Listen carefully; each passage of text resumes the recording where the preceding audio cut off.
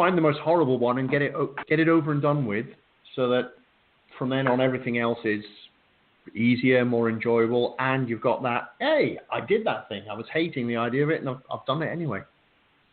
Absolutely right. And once you've got over the big, horrible, gnarly, scary animal with big teeth, which is the first thing that you need to do on a Monday morning, it's so much easier to deal with the smaller things. You just kind of knock those over relatively easily. But also just give yourself an hour at a time. So I'm going to do 1 hour on this thing and see what progress I make.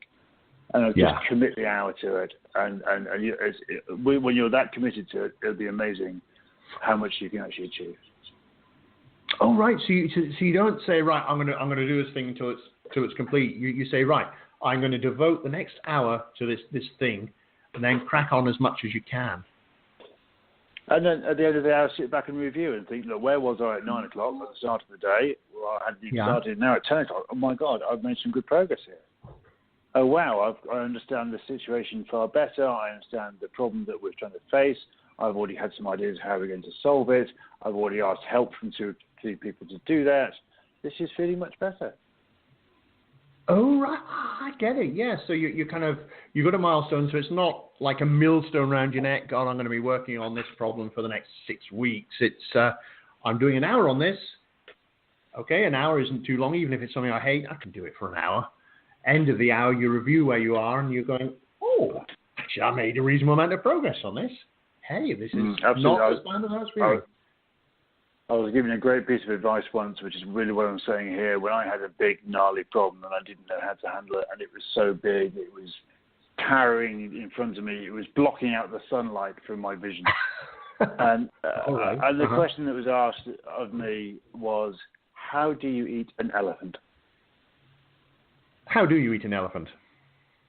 1 leg at a time. Nice. Nice. Yep. So don't try and swallow the whole big animal in one go. Just break a bit off and tackle that bit first.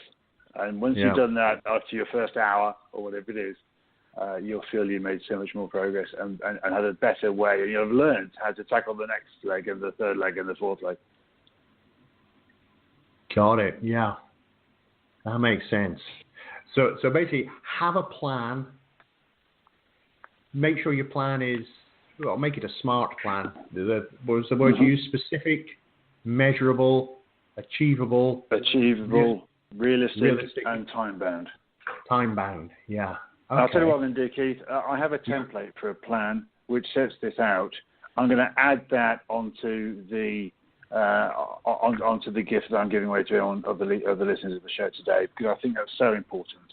That unless you have a plan and you document it and you write it down and you get others to buy into it and you ask for help and support, people's time or resources to do it, you're never going to get there. So let me give that as a free download as well. Let me give everyone who's listening the template for a plan. Oh, that is fantastic. That's adding value right there. And as I mentioned earlier, Nick very kindly let me have a look at what he's prepared for you all, and that was not in it. So this is fantastic. Bring it on. Let's see if we can get more in. But yeah, we'll give you all the details on how to get all of that stuff towards the end of the show, and because I know Nick has got a few more bits to nuggets of wisdom to share with us before then. Just a quick reminder: you're listening to the Confidence Alchemist Radio Show with me, the Confidence Alchemist, Keith Blakemore Noble, and my very special guest today, Nick, who is sharing with us his zero to authentic hero process, which he's come up with. He founded the Mandala Leaders group, and he works with a lot of leaders to really help them build up their confidence. So yeah, we're entering it down into about the last 20 minutes or so, Nick. I know you've got a fair amount to cover, so I will shut up now.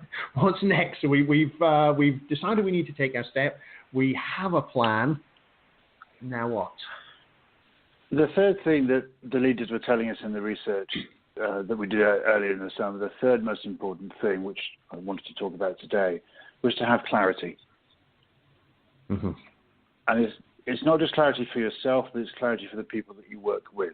or for you and your family, or you and your friends, depending on which situation you're considering. But we're talking about leaders. We're talking about leaders of businesses, not-for-profit organisations, even sports clubs and teams. The same is applied across the lot, and we work with each of those brackets. We work with big businesses, small businesses. We work with charitable organisations, and we work with sports teams as well. And it's the same approach. And clarity is required for all of them. And because most people who are lacking in confidence don't have the confidence to do something because they're not quite sure what it is they need to do. And that was clearly coming out in the research that we did. And once you've got your plan, as we've been talking about, it's how you communicate that plan to others, how you can do that really clearly so that everyone knows exactly what they need to do and why that's important to create and achieve the overall goal. Again, back on the sailing analogy from the weekend, we had a crew of 8 people, 6 had never sailed a boat before. And to make the boat go fast in the right direction and to keep it safe, there are lots of jobs that need to be done, from pulling halyards to pulling in sheets to steering the rudder to trimming the sails and lots of other things as well.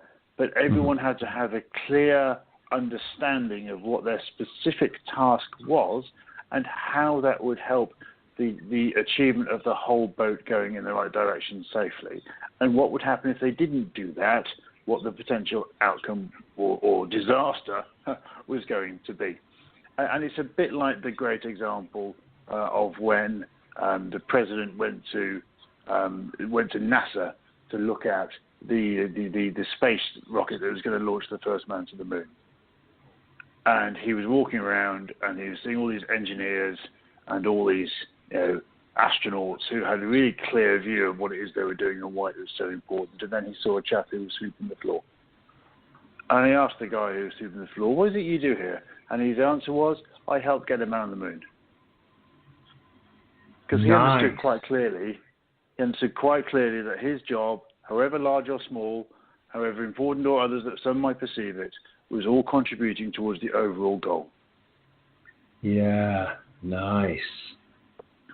And so it's giving clarity to everyone in your team or your business or your group or your church group or your sports team or whatever it is as to why it's important that they do their task and how that contributes towards the overall goal. So that has to be communicated clearly. You have to make sure that the people you're asking to do that task understand exactly what it is they're being asked to do and why. Mm-hmm. You have to make sure they've got the necessary skills and resources to do that.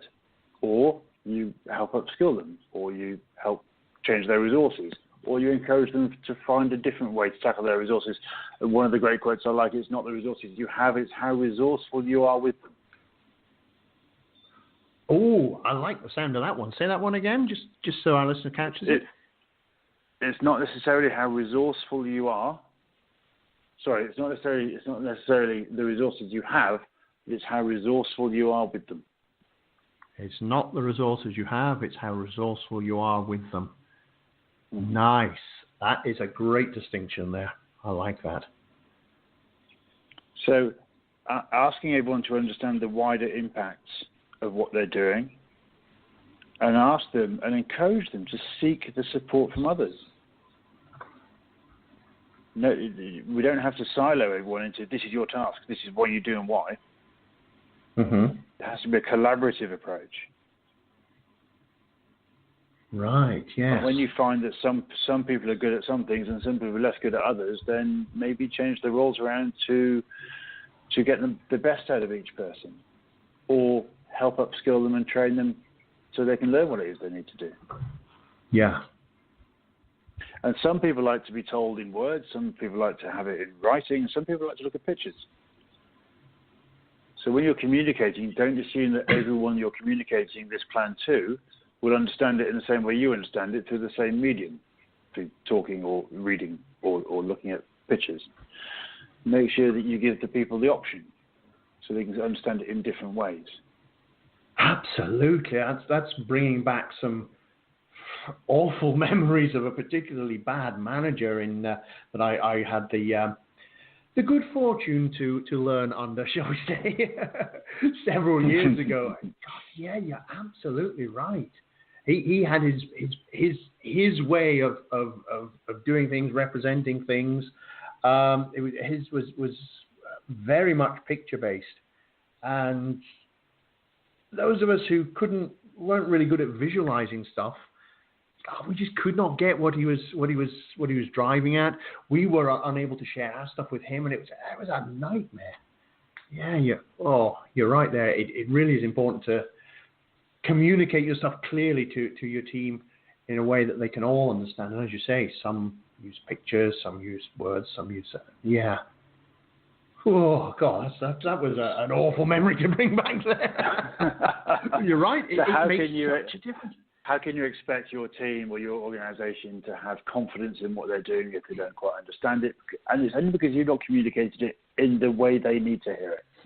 Yes. Yeah. And the other thing is that clarity is needed only after considering all the moving parts in people. For example, instead of imposing your plan, it's worth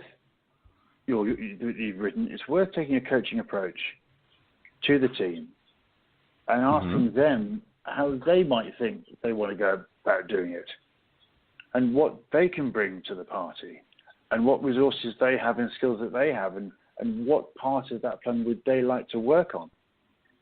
And that might actually flush out some problems that you're not even aware of because it's in the other office or it's in the other department or it's in manufacturing or it's, the bit that you do. But it might also bring forward some other creative ideas that you haven't thought of yourself. And by getting the people to contribute what they think they can do and how they might do it into the overall plan, it will have much greater clarity for everyone. May actually come up with some better ideas to do things quicker, cheaper, better. And also, everyone will build confidence that they can do it because they thought the idea in the first place. Oh, right. Yes. So you're getting them more involved, getting them more enrolled in the whole thing. So it's the way you communicate it isn't just telling; it's also asking for their contribution, their input. So they will buy into it more. They might come up with better, more creative ideas. I don't consider myself that creative a person, so I go and talk to a creative person, and they come up with sometimes some weird and wacky off the wall ideas, of course. But sometimes, actually, no, we can't do that. But actually, it makes me think we could do it that way. Brilliant, thank you so much. Nice. So here's a question. Slightly different conversation. Yeah. So here's a question that's just sprung to mind, and this may be out with the kind of scope of what we're talking about. But so suppose you create your plan, you then share the plan with your team, and you invite them for their input and their feedback and suggestions. Inevitably, there's going to be a time where somebody makes a suggestion and it's either not feasible, not appropriate, or it conflicts with another. For whatever reason, their suggestion can't be incorporated. And they kind of take it personally and, what was even the point in asking me if you're just going to ignore everything I said? How can you kind of turn that around so you don't lose that person? Is there anything that can be done there, or is that completely beyond the scope of what we're looking at here? I think what has to be done before you ask for people's input is to outline the bigger picture and share the limitation of resources or to share the time frame in which you have to operate and then ask them for their contributions within that remit or within those limitations. Because if you say, look, we've got a year to deliver this, and someone says, well, we can build a new machine, it'll take us 10 years to do it, that's not actually going to help. Yeah. So therefore, it's being clear on the goal, and the goal is specific and it's measurable and it is time-bound, and there are limited resources to deliver it.